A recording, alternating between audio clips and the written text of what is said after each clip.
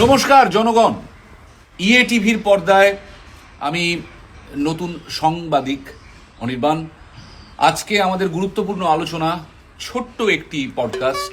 গুরুত্বপূর্ণ আলোচনাতে তিনটি বিষয়: পৃথিবী, টাকা এবং মুরগি। এই নিয়ে আমরা পেয়ে গেছি স্বনামধন্য ব্যক্তিত্ব মহাশয় মীর আফসার আলীকে। মীরবাবুর কাছে আমার প্রথম প্রশ্ন, আপনার কি মনে হয় মীরবাবু, পৃথিবীতে মুরগি করা লোকের সংখ্যা বেশি না মুরগি হওয়া লোকের সংখ্যা বেশি? হ্যাঁ, আমি ভাবছিলাম মাইকটা নিজের মুখে রেখে আপনি বোধহয় শুরুতে আমাকেই মুরগি করার চেষ্টা করছেন। আসলে যেহেতু নতুন সাংবাদিক তাই এই অভ্যেসগুলো এখনো তৈরি হয়নি, হয়ে যাবে ধীরে ধীরে। আপনি বলুন। ব্যাপারটা হচ্ছে শুধু মুরগি ক্যালকুলেট করলে হবে না, আপনাকে মোরগদেরও রাখতে হবে। দেখুন, এই পৃথিবীতে এক শ্রেণীর মানুষ হয় মুরগি হবে বা মোরগ হবে, আবার এক শ্রেণীর মানুষ হয় কাউকে মুরগি করবে বা মোরগ করবে। আপনি যেভাবেই দেখুন না কেন, মারা যাবে কারোর পেছনটা। দারুণ দারুণ উত্তর দিলেন, ভাষার জাগলারি দিয়ে যেভাবে মারা যাওয়াটা বুঝিয়ে দিলেন, অকল্পনীয়। টাকা আমরা সবাই জানি খুব গুরুত্বপূর্ণ জিনিস, ভয়ানক জিনিস, সুন্দর জিনিস।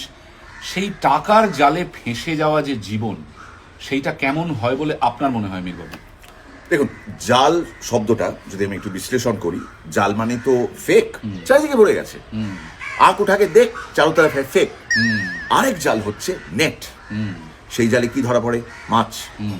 একটা ধরা পড়লো, ঠিক আছে, দুটো ঠিক আছে, তিনটে ঠিক আছে, 300 400, তখন তো ওটার মাছ থাকে না, ওটা টু মাছ হয়ে যায়। তো যে মানুষ টাকার জালে ফাঁসে সে ভালো থাকবে যদি মাছটা থাকে, আর খারাপ হয়ে যাবে যদি টু মাছ হয়ে যায় সেই মাছ।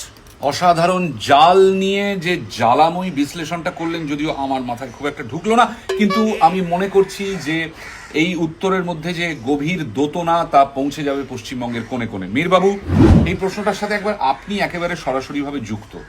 আমরা সবাই জানি, বাংলা ভাষাভাষীর মানুষ সারা পৃথিবী জুড়ে জানে যে ছোটবেলাতেও আপনার মধ্যে একটা ব্যাপার ছিল, আর বড়বেলাতেও একটা ব্যাপার আছে। কিন্তু মীরবাবু, এরকম অসংখ্য মানুষ যাদের ছোটবেলাতে একটা ব্যাপার ছিল, বড়বেলায় ব্যাপারটা কোথায় একটা চলে গেল, তাদের উদ্দেশ্যে আপনি কি বলবেন? দেখুন, এটা প্রকৃতির নিয়ম, যেটা আজকে ছোট আছে সেটা কালক্রমে বড় হবে। এবার বাকিটা বড় হয়ে গেল, কিন্তু কিছু কিছু জিনিস তো সেই অনুপাতে বড় হয় না, সেগুলো ছোটই থেকে যায়। এবার যে যখন ছোট থাকে সে বড় হওয়ার আকাঙ্ক্ষা রাখে ঠিকই, কিন্তু সব ছোট লোক বড় লোক যেমন হয় না, সব বড় লোক আবার ছোট লোক থেকে যায় না।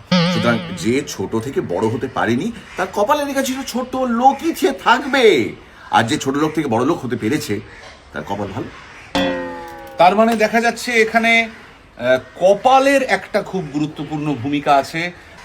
কপাল, এই ব্যাপারটা আপনারা একটু মাথায় রাখবেন বন্ধুরা। কপাল কিন্তু খুব গুরুত্বপূর্ণ জিনিস। আমরা পরবর্তী প্রশ্নে চলে আসি।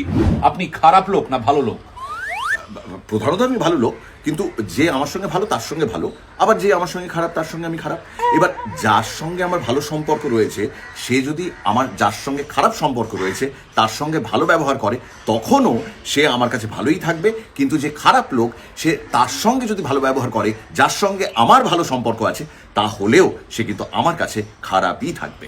অসাধারণ। ছোটবেলায় কেশব নাগ বলে একজন ভদ্রলোকের অঙ্ক আমাদেরকে পড়তে হয়েছিল, যদিও কিছুই বুঝিনি, সেই কারণে অঙ্কে খুবই কম নাম্বার পেয়েছিলাম। অনেক দিন পর এই নতুন সাংবাদিকতার কেরিয়ারে এসে সেই কেশব নাগের কথা মনে পড়ে গেল মীরবাবুর এই অসাধারণ বিশ্লেষণটি শুনি।